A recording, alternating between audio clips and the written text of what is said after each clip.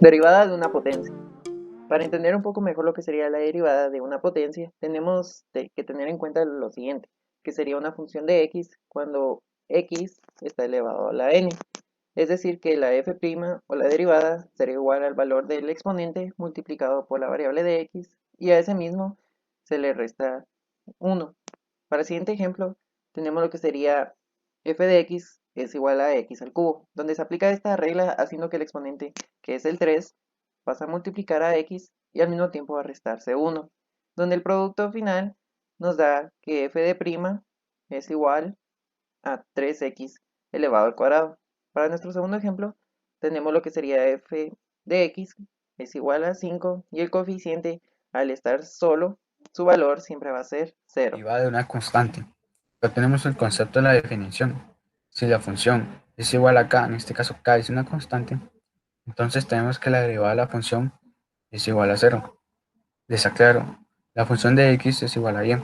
Por lo tanto, la función de x igual a 5 es igual que la función de y igual a 5. Esto da como resultado en ambos cero. Ya tenemos un ejemplo en donde la función de y igual a raíz de 3 sobre raíz cúbica de 5, donde acá solamente hay operaciones, la derivada da cero.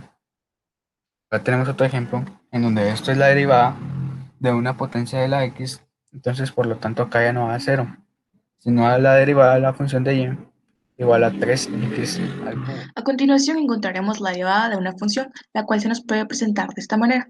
Para encontrar la derivada de una función debemos de multiplicar el primer término por la derivada del segundo más el segundo término por la derivada del primero. Para comprenderlo mejor resolveremos este ejercicio, el cual nos pide encontrar la derivada de x al cuadrado menos 4 por x al cuadrado menos 6. Encontremos las derivadas de los dos términos, las cuales son 2x en ambos. Procedemos a sustituir el primer término, que es x al cuadrado menos 4, por 2x, más el segundo término, que es x al cuadrado menos 6, por 2x, que fue la derivada de este término. Resolvemos y nos da como resultado 4x al cubo menos 20x, el cual es nuestra Derivadas de derivada. sumas o diferencia. Para tener una mejor percepción de la derivada con las sumas o la diferencia, tenemos que tener en cuenta f de x es igual a g de x, ya sea más o menos h de x. Para nuestro primer ejemplo tenemos x al cubo más 2x al cuadrado, en donde tenemos que aplicar las derivadas de una potencia para poder resolver este ejemplo, en donde el 3 pasaría a multiplicar y al mismo tiempo a restarle 1, al igual que nuestro siguiente factor, en donde el 2 de nuestro exponente pasa a multiplicar a todo el factor. Entonces nuestro producto final nos queda como 3x al cuadrado más 4x.